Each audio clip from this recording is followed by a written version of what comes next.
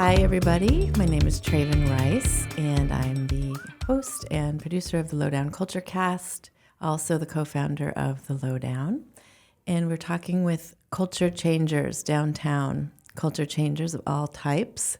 And I'm very excited to have with me today Marja Samson. Marja is an international artist and filmmaker whose work confronts and exposes with elegant wit. Her embodiment and simultaneous commodification of the character Miss Bhave, Miss Kerr, pose an elegant, tongue-in-cheek dissection of glamour. Samson's current photography explores relationships between objects that illuminate with a pinch of wicked playfulness. Her practice is daily exploration, making something out of nothing. And we first met you, Marja, I think when we had just started the Lowdown. Is that right? I do remember, in front of the Essex Market. Yes. Yeah, and we featured you in the magazine that we were publishing at that time. Yes, I think I remember seeing that and reading it and being so embarrassed about it. No, I thought it was quite lovely. And you have a long history of being here as well as in Amsterdam. Yeah. And we were able to get a glimpse of sort of an overview of that, of some of those different projects that you did over the years here in New York in a film that was screened recently at the Metrograph. Oh, that was such a great afternoon. There were so many local people who didn't know the background of each other. Yeah. And then the audience, it was a sold-out afternoon. I felt so honored to be part of it. Yeah, it was part of, it was a screening that was put on and curated by an organization called 1002 Arts, of which I'm also a co-founder. It's a great organization. And it's just for, local residents who are living and working in this area. And it's a way to connect to like lots of creative people, and it's been a nice connection, I think, for people to have. Yeah, lots of people that you see or pass on the street, and you don't know exactly what they do until you see their work. Yeah, yeah. So you've had such a diverse, I would say, artistic, creative career. And so that film, it was titled From Amsterdam to New Amsterdam?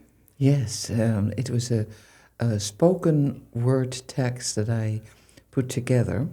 I think it was in 2019, which is now already long ago. When I saw it again, I'm like, do that differently now. But there were many images that I had, and I sort of put them together like a Rolodex and put the images over the spoken word. And it kind of worked. It was very, when I did it, I was very excited about it. Mm-hmm. Can you share a few of those interesting projects that were kind of described in the film? Well, I started in Amsterdam. I used myself as an object and did something called the sardine strip, in which the artist is clad in aluminum foil that was used by housewives most often. And so I decided I would, instead of being just a housewife, which I was not, but I would portray that and be rolled up in it and had to be carried on stage. And then at the music sound, I would sort of slowly unwind and step out of it naked in my high-heel boots. And it was a very successful, but it was an answer on another artist's photograph that was called The Discovery of the Sardines by a conceptual artist. And I was sort of angry that he was so successful with it. And I thought I'll do something a little bit more dimensional and actually be something a little bit more challenging. And it worked. And I did that at the Appel, which was one of the first performance spaces in Amsterdam. And I met Marina Abramovic there. Oh. We were all part of that underground scene. Uh-huh. Yeah. And so that was before you came here? Yeah, and then when I eventually decided, I kept going back and forth to move here, I started a salon in the East Village where once a week people could come for dinner. And it was sort of a club, and it was in the kitchen, so I called it Kitchen Club. And it was on Avenue A and 12th Street. the menu was on the answering machine, and you could only know if you got the postcard or the card with the phone number. So I was very sort of impressed by people like Julia Child in Europe. She wasn't that famous in my generation.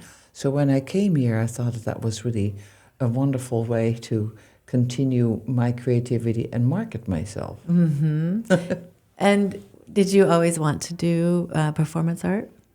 Yes, actually, I do like the fact of bringing something to people and making a connection.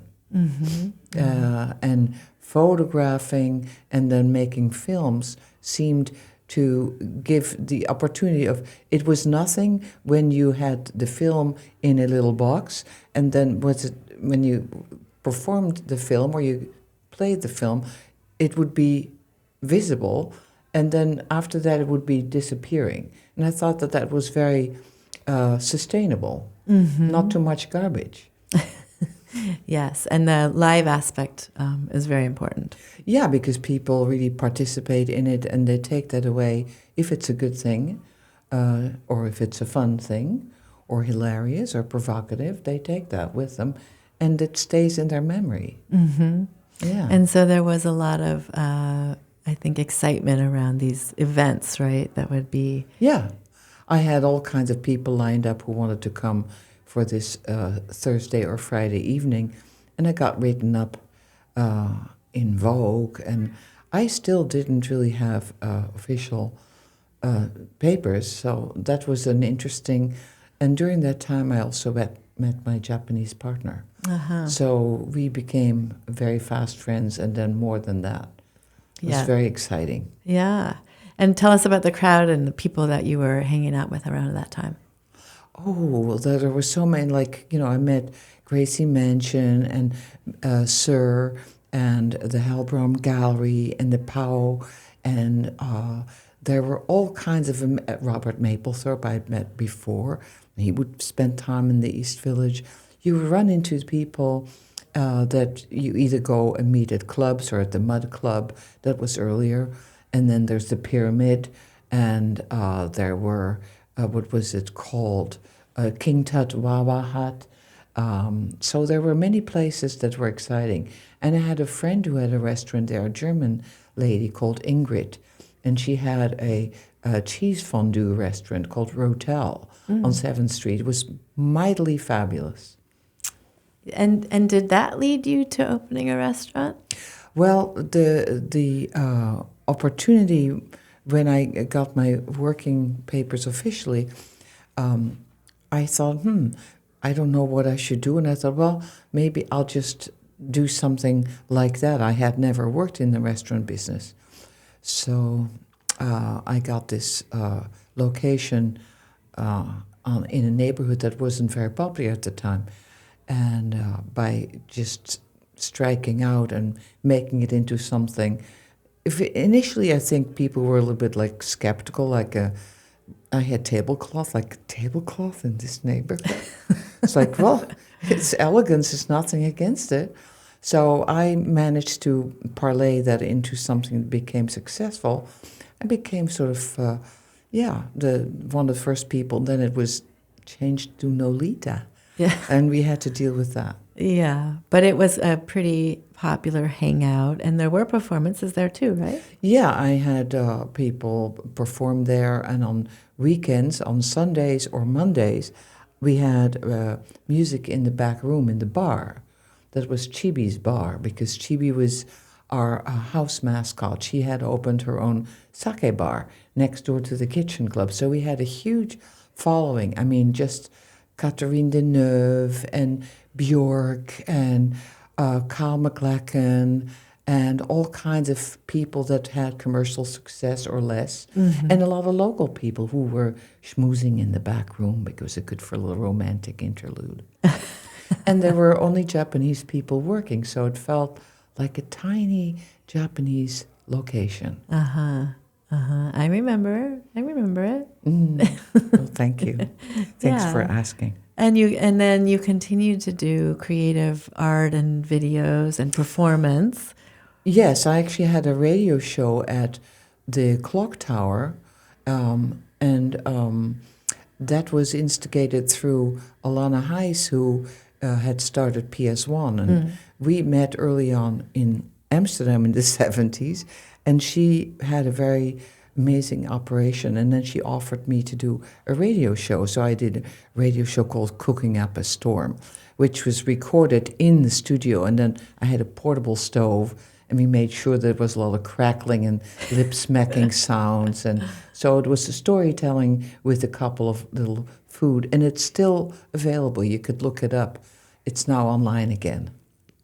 And we'll be sure to share. Oh, well, that's amazing. We will. We'll share the link. Who where would you have can find known? that. Who would have known? Yeah, we'll share that. Lots of gratitude. And how about participant? I know you did quite a bit of... Oh, yes. And then in 2011 or 12, I started going to participant on Houston Street, and she had the most amazing shows. And it's a gallery. yes, a gallery, but it's not really, it's a non-commercial place, but it has an incredible umbrella of the most amazing people from all over.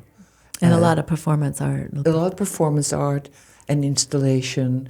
And so I was offered, when I brought up my book, A Diary of a Forgotten Actress, I had a performance there, and that was in 2016, so that I felt I was sort of coming back to my original work in a way.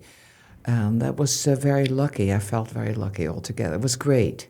Yeah, and she's moved to a new location. Mm-hmm. They're now on Elizabeth Street in a similar setup. It's beautiful. They have the most amazing, far-reaching shows.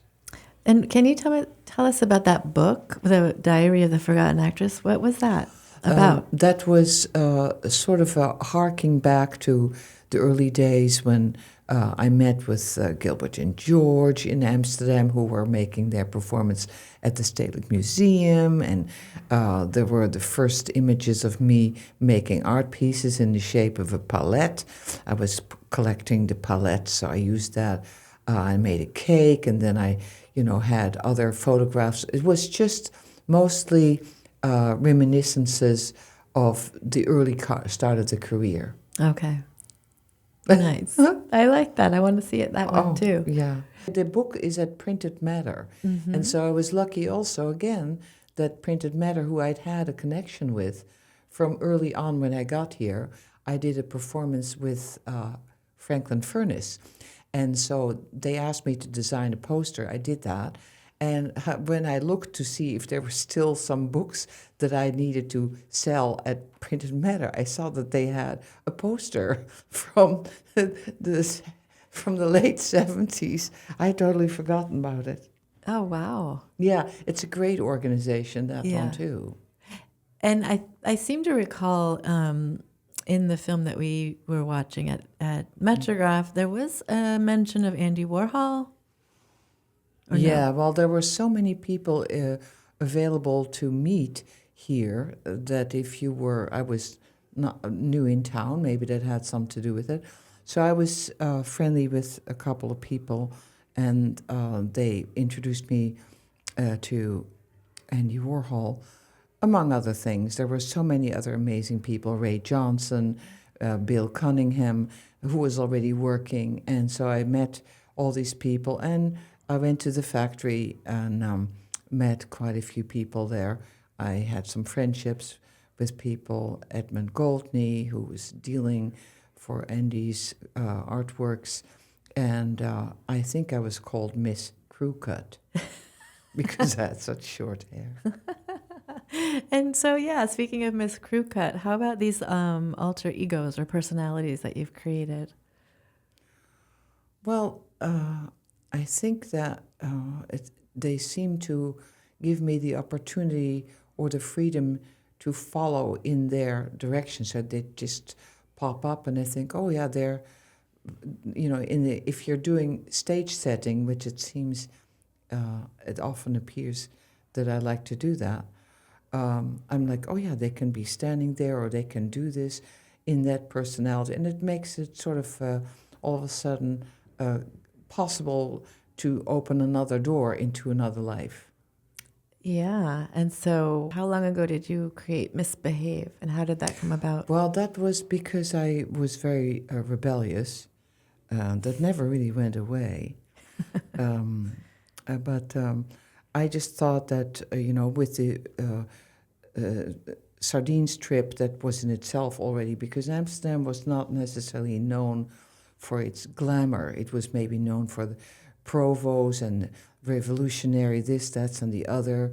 But I felt being glamorous, and just because you were not, if you're glamorous, you were not considered an artist.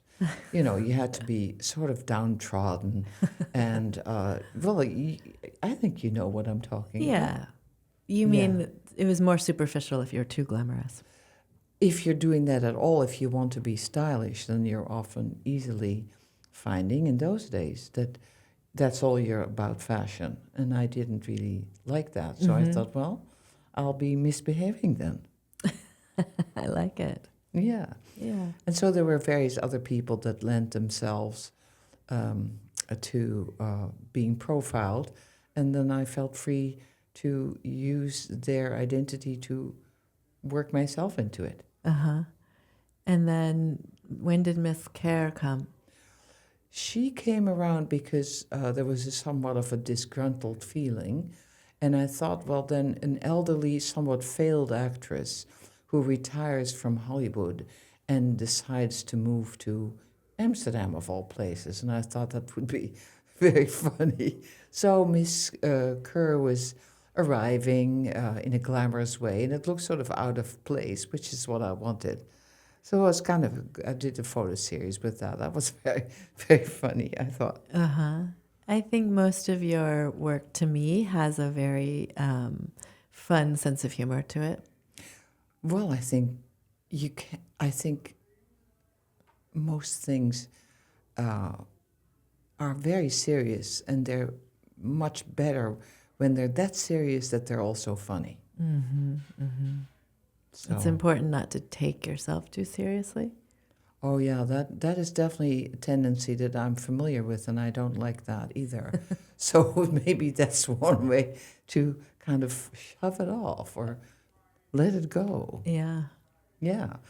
Tell yourself not to be too serious. And the European wit is not necessarily translatable so much here, because humor here is more like slapstick. Uh-huh. At least back then. I don't know how that would be perceived now. Yeah. Cynicism is not necessarily how it's funny. Yeah, that's right.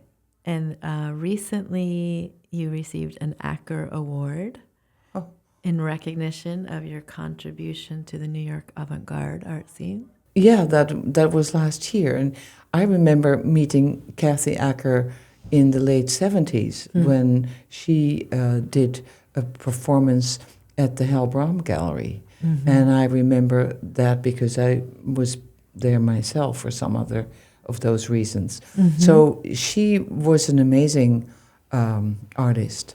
And somehow I was invited to be part of the honor.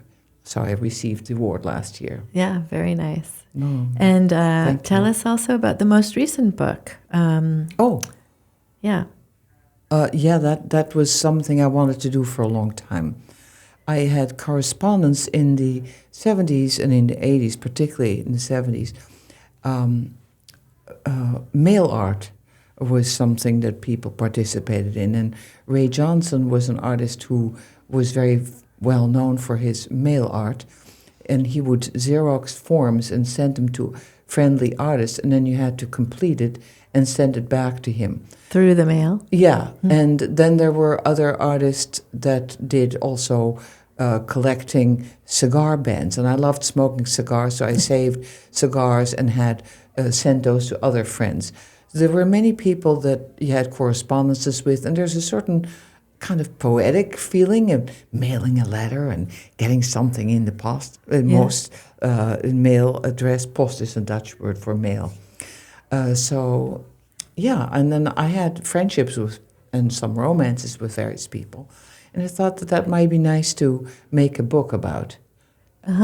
It's called Mistaken Identities. Yeah, and the book was launched at Participant, and so we had a book signing party there, and then it was also available at Printed Matter. And the book has all these still photography of the time, either some of my films and some of the artifacts that I either assembled and the artist I was friends with.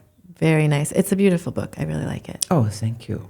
That's still available. We will share the QR code for that. Yes, it is actually still available at Printed Matter. They now have also, they send it in the mail, but they also had a shop on St. Mark's, but they kind of moved back to their original location. They're on 26th Street and 11th Avenue.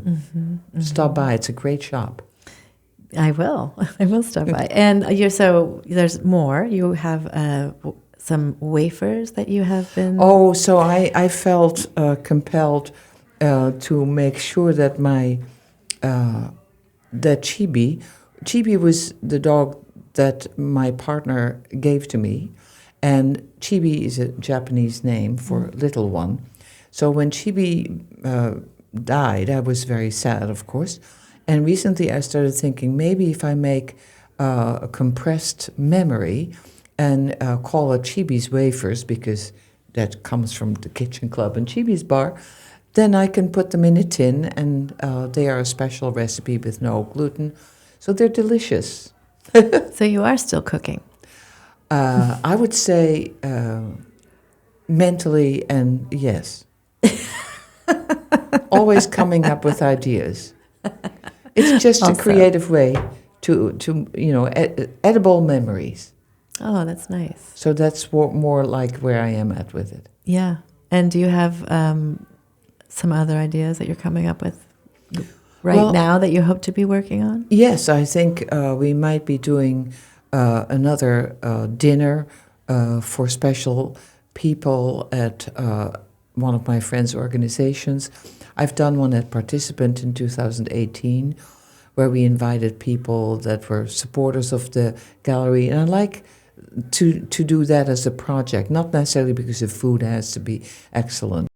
But another performance this year involving the book, where I will use the book as a part of the performance. Oh, nice. Show some film and photographs, and I'll be performing in it. Great. Great. Oh, thank you so much. Yeah. Thanks for coming to talk. Come on, talk about anything. I don't know if there's anything else you want to mention. Well, I would have liked to ask more questions. How you got to be doing what you're doing? That's a different podcast. Oh, okay. All right. Okay. Yeah. So, yeah. And then, of course, travel. I like to travel and get out of New York. And the current situation might even encourage that. So I'm still European. Yeah. A Dutch girl. Yeah. Now a woman, of course, no more girl. Yeah. Yeah. Well, I've really enjoyed just following and seeing all the creative work that you've continued to put out into the world. Yeah, I think it's important to, if you have the gift or you think that you have something that is something for other people, to share it with others. I agree. That's kind of a responsibility. Yeah. To keep the light on.